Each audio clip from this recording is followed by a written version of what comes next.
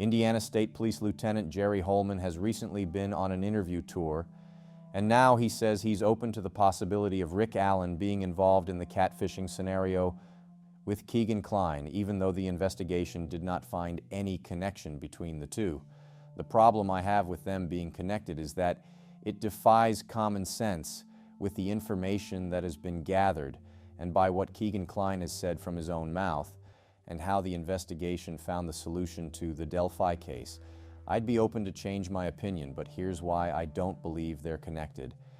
And this is going by information released by the Indiana State Police and my own interpretation of the information released by them.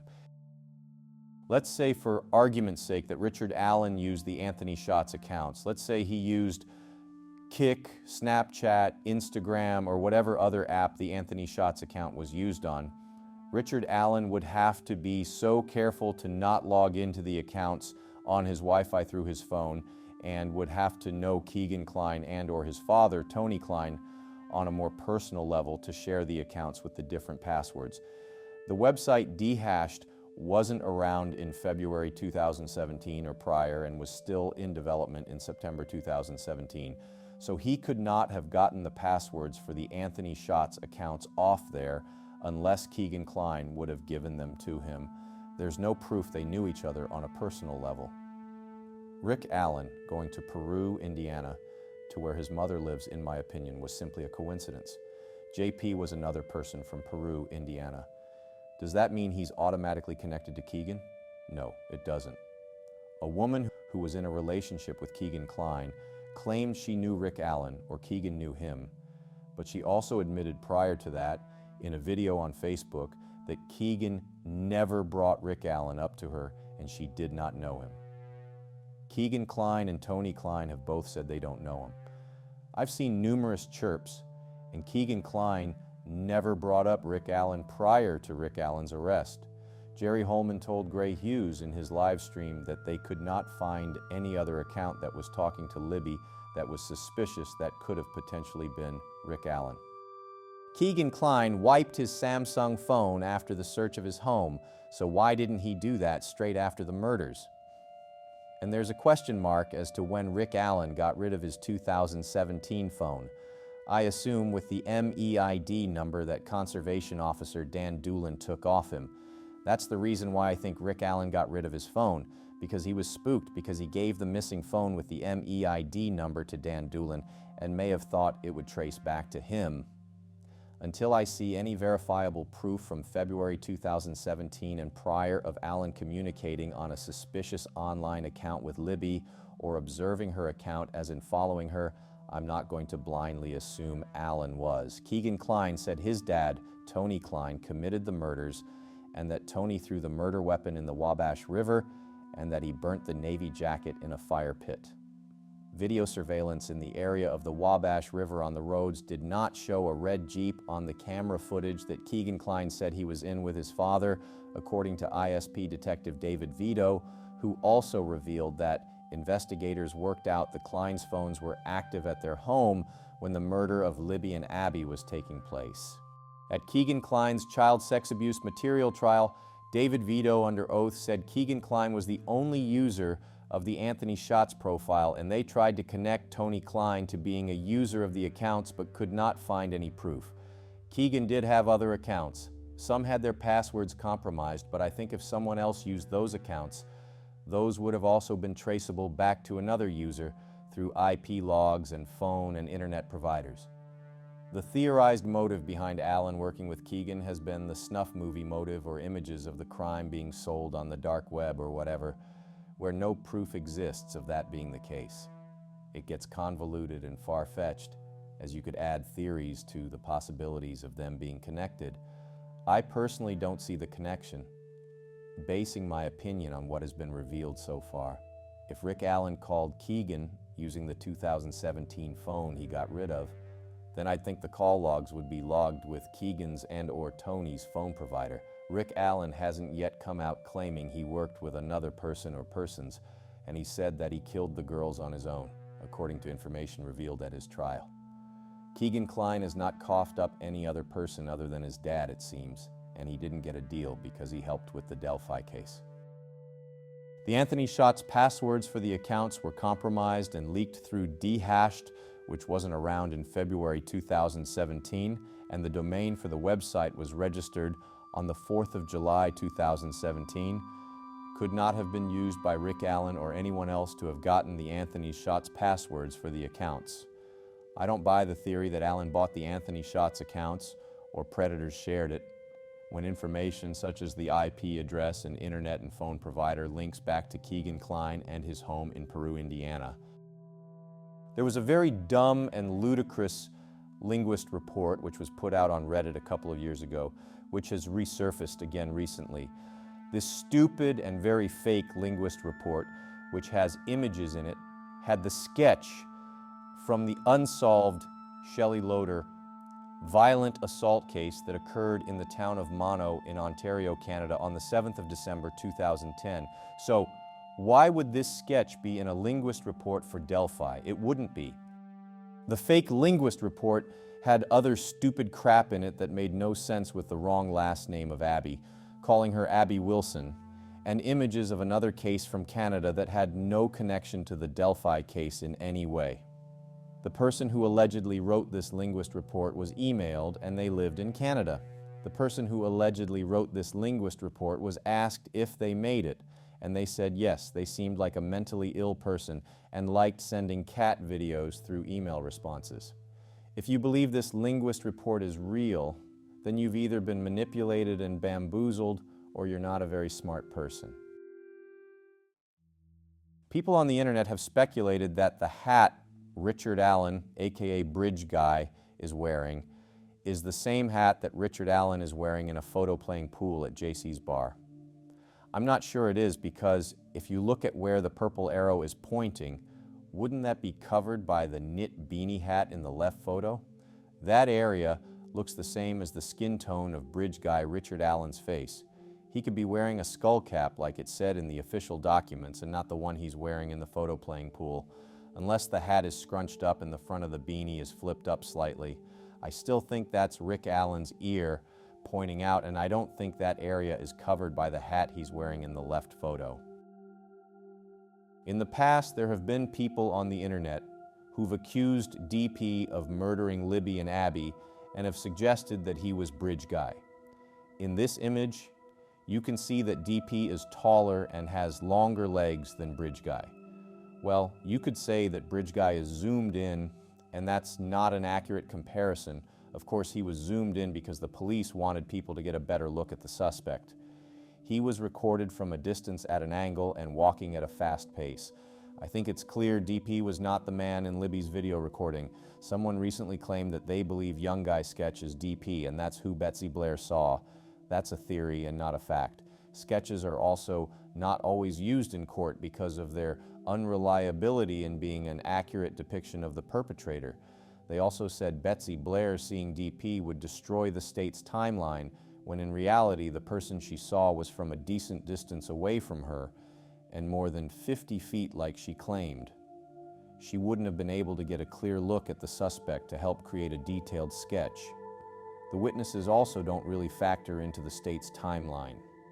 Libby's video with the metadata proving Bridge Guy was recorded at 2:13 p.m. and the Hoosier Harvest Store video is enough alone with Richard Allen's own words to be the evidence that the defense couldn't overcome that cemented the state's timeline.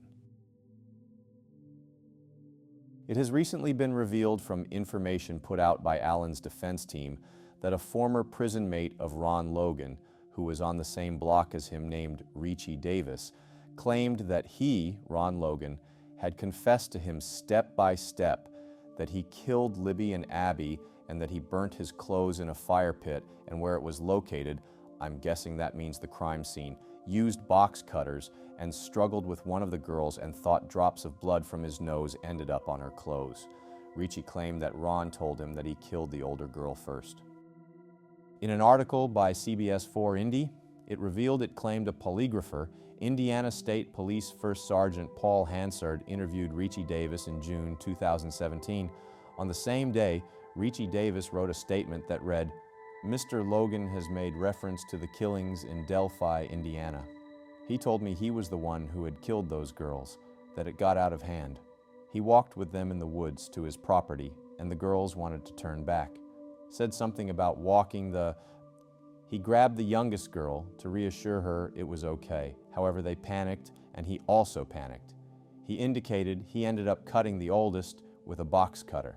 He went on telling me that he killed both of them because it was took too far. In the same article, it claims that Richie Davis told ISP First Sergeant Paul Hansard that Logan said to him that he was walking with Libby and Abby through the woods to take them back to his home and show them some of his animals.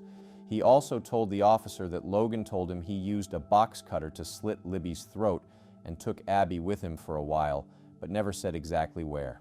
Davis said that Logan told him he slit both girls' throats.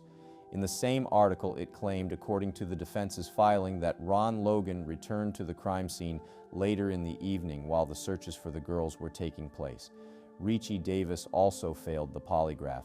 This seems to be just hearsay from an inmate who is not the best source, and I could see how he could have made this up or conflated something which was told to him. In other murder investigations in the past, inmates have lied about what a suspect or possible suspect in a murder investigation has allegedly told them in an attempt for a deal to help reduce their sentence. Box cutters have been used in crimes and have been used in murders in America and in the UK, where they're called Stanley knives. For him to say a box cutter was used could have been made up by him. Ron Logan, knowing about the girls having their throats slit, is something he could have learned from when he was interviewed about the crime, and the victim's injuries might have been mentioned, or he could have learned that from the locals and searchers who helped find the girls, considering the girls were found on his property. I don't really know how, if somehow this was a real confession, that it somehow negates the fact Richard Allen abducted the girls off the bridge and killed them. The possibility could be explored that Richard Allen and Ron Logan worked together, even though Richard Allen said he committed the crime on his own. FBI agent Nicole Robinson claimed in the search warrant affidavit she wrote that Ron Logan called someone at 2:09 p.m. and the information was acquired from the cell tower data, which showed Ron Logan's phone to be in and around his property on February 13, 2017. It would be interesting to know how long that call lasted and who he spoke to, because that would categorically debunk him being Bridge Guy, which was Richard Allen. Nothing in the search warrant particularly looked bad for Ron Logan. Ron Logan lied about who drove him to the fish store, not the time or location, but who just drove him there. Ron Logan didn't lie about his own alibi. It is misinformation that he lied about his own alibi, which gets parroted around as fact, but it's not true. Rick Allen's defense attorneys recently filed a motion in relation to the time Brad Weber's van he was driving got to his property. They seem to think it's some gotcha moment, but I don't think it is. In the new video clip showing video surveillance footage which was filed with Rick Allen's verified motion to correct error as Defendant's Exhibit 3A, it shows a van which appears to be Brad Weber's white Ford Econoline van going north on County Road N625 West at about 2:44 p.m. on February 13, 2017, and it was the only vehicle or van seen on the camera. The road leads to Brad Weber's property. In the exhibit Matt Hoffman claims from the FBI subject information sheet, it shows Brad Weber's phone pinged to his parents' address overlooking the crime scene initially at 2:50 p.m. and repeatedly pings around the property until 11:55 p.m. Just because Rick Allen may have said he saw the van 20 or so minutes earlier, back in 2023, does not mean this is some gotcha moment which kills the state's timeline. All this means is that Rick Allen saw the van a bit later on and he couldn't remember the exact time. But him claiming the van startled or interrupted him still works at 2:50 p.m. as it would at 2:32 p.m. Rick Allen's defense team have now inadvertently admitted that Rick Allen saw Brad Weber's van at a time that is still consistent to the state's timeline as to when Rick Allen could have been at the crime scene. Just because Liberty German's phone stopped moving at 2:32 p.m. does not mean she died at that time, and time of death is hard to get down perfectly. None of the victims had something like a medical device implanted in them which would pinpoint the precise time of death. That's not a gotcha moment, unfortunately, for the defense. The timeline still works for the state.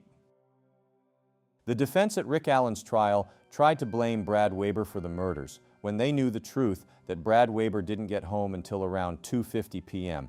That just shows the defense don't believe the crap they're selling. Now they're back on Ron Logan after wanting to subpoena Elvis Fields. The defense are now trolling their followers who believe in the Odinist did it theory. Where does Ron Logan fit into that? I find it interesting that the defense need to blame so many different people, and what they don't seem to realize is that in doing so, they make Richard Allen look more guilty. 60 IQ Elvis Fields came up with the genius idea of putting headphones into Libby's iPhone and leaving it in for 5 hours. When Elvis brought the bodies back at 10:33 p.m., he then took the headphones out. Woo! But I thought the bodies were brought back at 4:30 in the morning on February 14th, 2017. Ron Logan went back out at night because he lost his C-ring.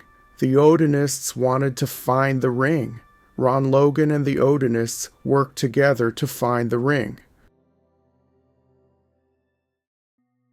Will Richard Allen get a second trial because the prosecution got the time wrong about when Brad Weber came back home? Maybe he will, and his lawyers will try to use this technicality in the archaic legal system to get him another trial. I think going on Apple Health data to determine when the girls died is stupid, and time of death is not perfect science.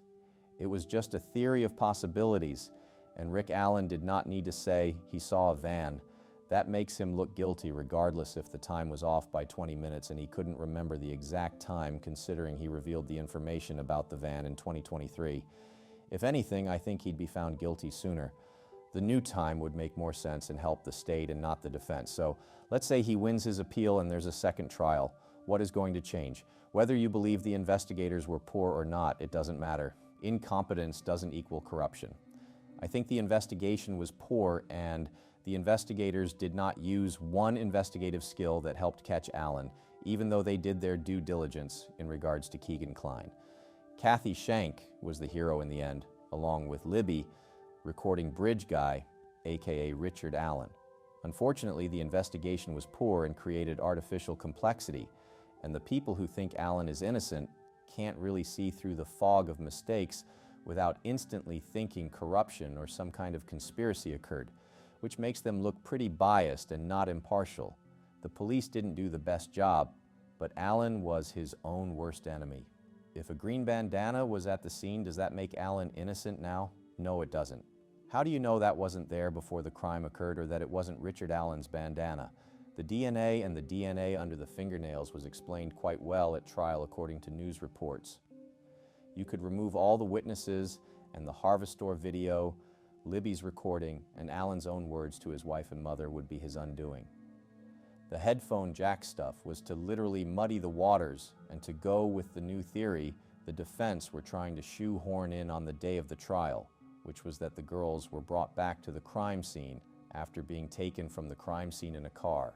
It's another nothing burg, and the likely explanation is some foreign object like mud, blood, moisture, or a small twig got into the jack and then slipped or dried out, or some kind of bug occurred, or the log file information Stacey Eldridge was looking at was misinterpreted or intentionally spun by her. The testing needs to be done in the same way the phone was found, with the same phone and the same software version.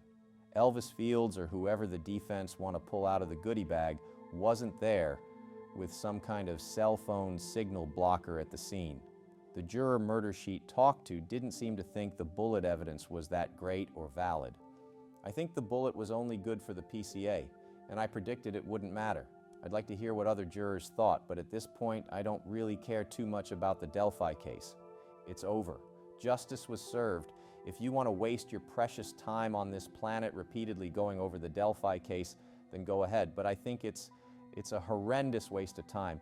It's really not a complex case as some of the mentally ill people who follow the case think. They'll never get it.